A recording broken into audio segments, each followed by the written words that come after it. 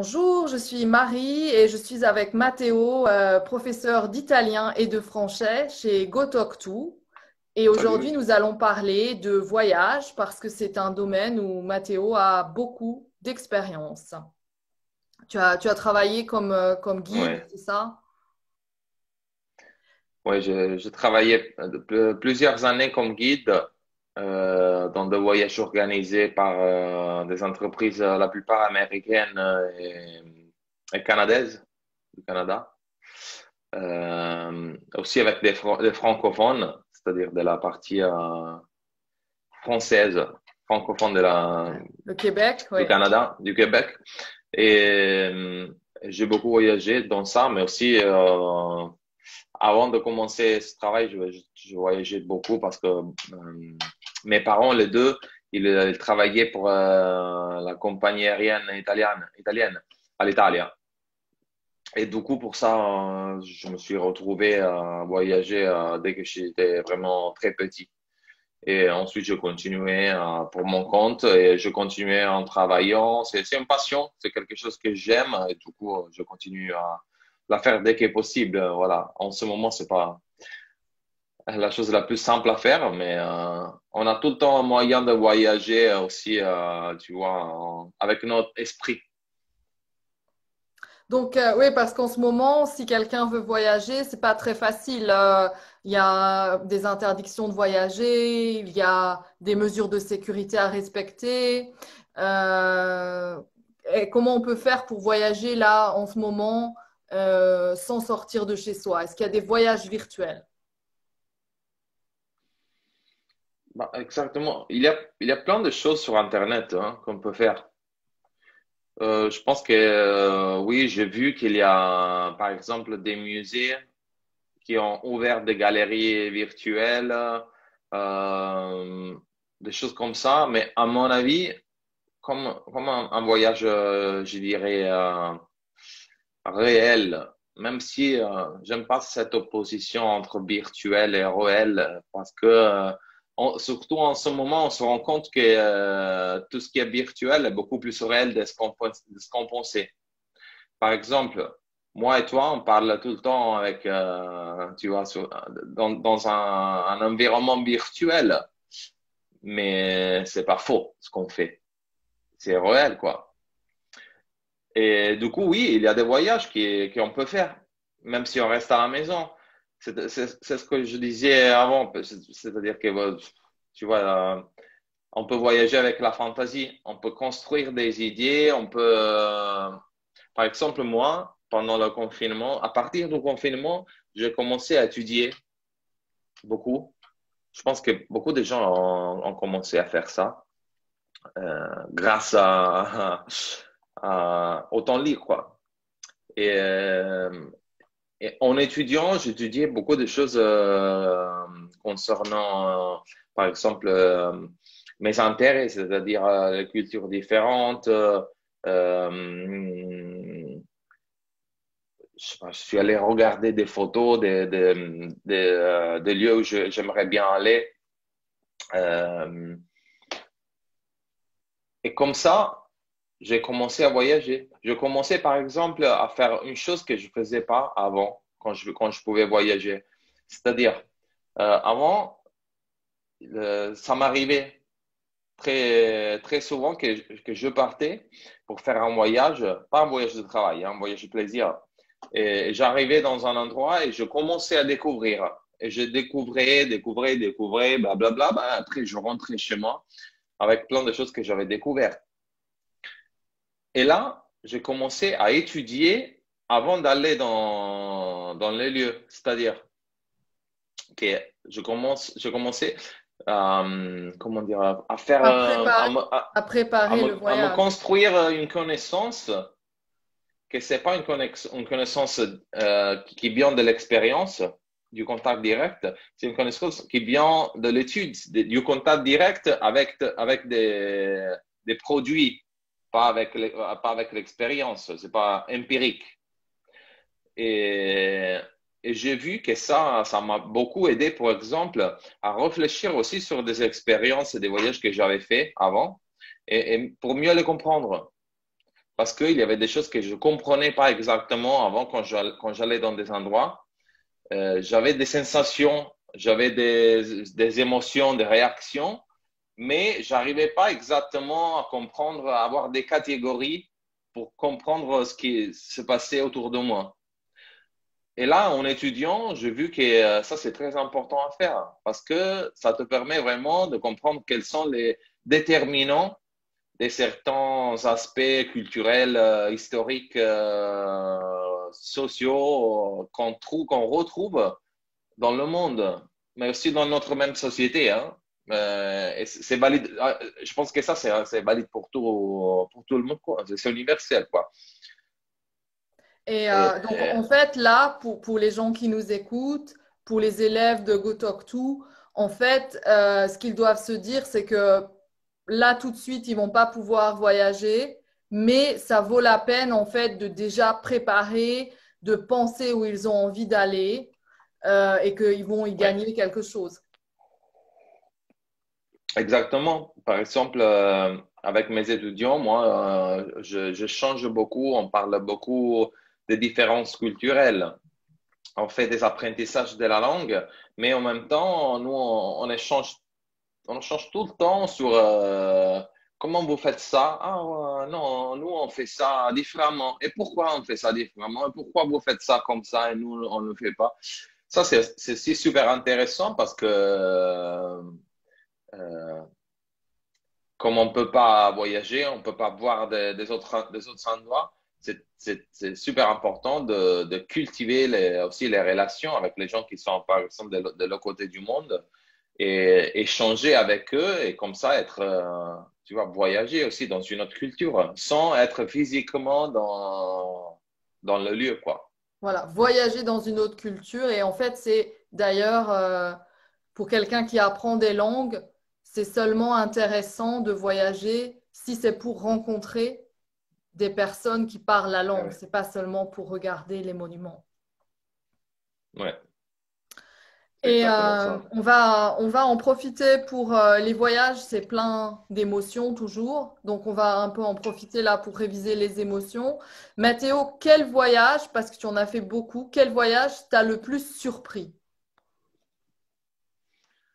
Tous. J'ai pas un qui m'a surpris plus que les autres. Euh, Vraiment, j'ai pas un seul voyage que je peux dire j'étais plus surpris que dans les autres. J'ai un voyage que j'ai fait aux États-Unis, mais c'était pas un vrai voyage parce que j'ai vécu là-bas pendant un an et j'ai un peu voyagé dans le pays. Ça, c'est un voyage qui m'a beaucoup impressionné parce que comme ça a duré un an, ça m'a permis vraiment de rentrer dans la culture et de comprendre des choses que j'aurais pas compris dans un voyage de 2 semaines, de 3 semaines, d'un mois, de 2 mois aussi. En restant un an, je suis vraiment rentré dans la façon de vivre des Californiens où j'étais, en Californie, de partager des choses, de vivre avec une famille, de travailler là-bas et aussi de voyager parce que de temps en temps, je pris des semaines, 2, 3, 4 semaines pour voyager avec des amis qui sont venus me trouver de ma ville, de Rome. Et ça, c'est un voyage qui m'a vraiment, comment dire, qui reste vraiment dans ma mémoire parce que ça est devenu une partie de ma vie. Voilà. Donc le Comparé aux autres temps, prendre voyages, son temps, découvrir, ça c'est les conditions pour être surpris lors d'un voyage. oui. Aussi rentrer en contact avec les gens parce que c'est dans le contact avec les gens qui arrivent des choses qu'on peut pas prévoir. Parce que, par exemple, quand on voyage, on essaye de prévoir ce qu'on peut, non? Tu vois, on fait des programmes. Par exemple, un truc, un aspect dans lequel on se dispute beaucoup. dans tous les voyages, que c'est des voyages avec les amis ou des voyages avec la copine ou le copain, c'est la programmation. Qu'est-ce qu'on fait demain? Est-ce qu'on décide? Est-ce qu'on fait demain ou on ne décide pas? Est-ce qu'on reste ici ou on change, on part?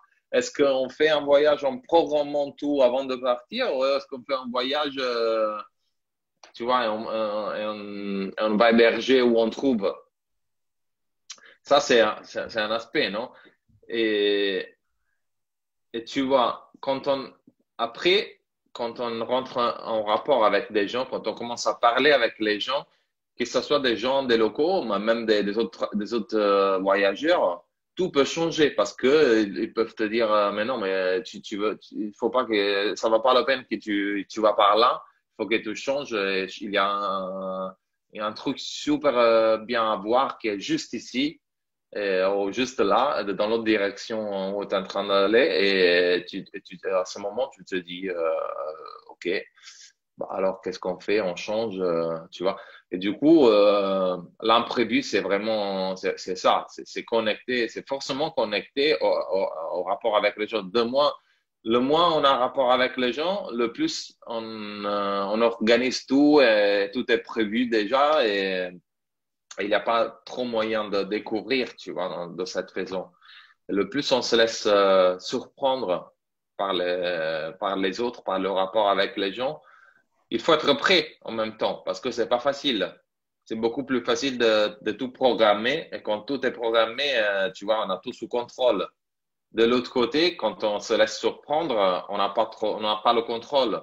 Il faut trouver vraiment le bon équilibre entre les deux. On ne peut pas partir comme ça sans savoir où aller parce qu'au moins il faut une destination. Et après, il faut aussi suivre des autres choses. Mais aussi, si on programme tout, on ne se rend même pas compte de ce qu'on a autour de nous. Voilà, donc rencontrer des gens, prendre son temps, se laisser surprendre. Et est-ce que tu aurais un conseil, par exemple, pour nos couples, nos auditeurs qui sont amoureux? Quand on est amoureux, est-ce qu'il y a un endroit qui est mieux qu'un autre? Ah, ça dépend des goûts des gens, qu'est-ce qu'ils aiment à faire. Par exemple, moi j'ai vécu à Paris et Paris c'est une ville géniale pour le. Bah, ça c'est reconnu partout, de partout, c'est génial pour les couples, mais même pour les gens qui sont pas en couple. Si on aime la ville, si on aime la nature, c'est complètement différent. Euh, Par exemple, je suis été l'année passée en Afrique du Sud. Et ça, c'est un endroit, c'est vraiment génial. Vraiment, la nature est fantastique. Comparé à l'aspect ville, que j'ai pas vraiment aimé parce que c'est complètement différent comparé à l'Europe. Ça se sent encore la tension sociale. Mais le côté nature, c'est incroyable, vraiment incroyable. Et pourtant, ça dépend vraiment de ce qu'on aime. Je dirais, par exemple,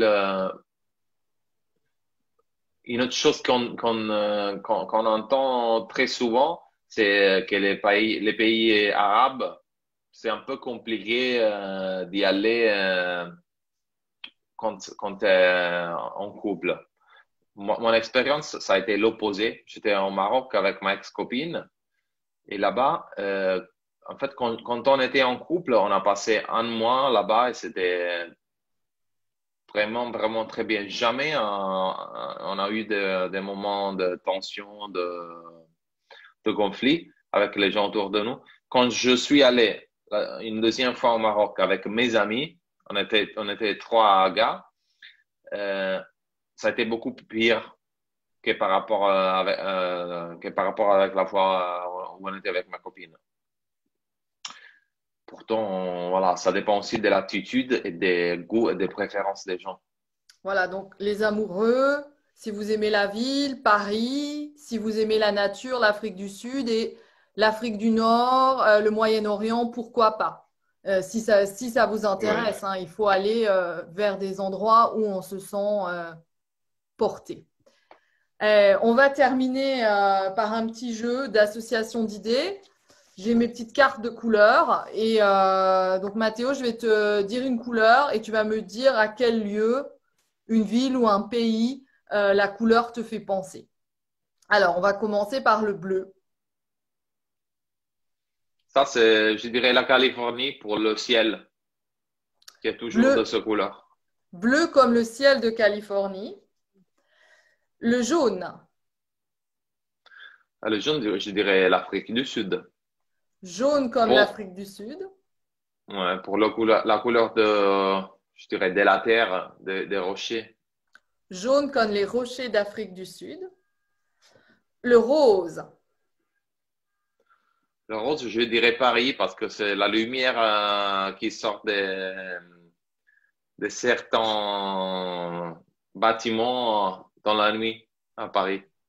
Donc, le rose pour la lumière de Paris et la vie en rose d'Édith Piaf. Voilà. Le blanc. Le blanc, euh, je dirais le Japon pour la propreté. Blanc comme la propreté du Japon. Le vert.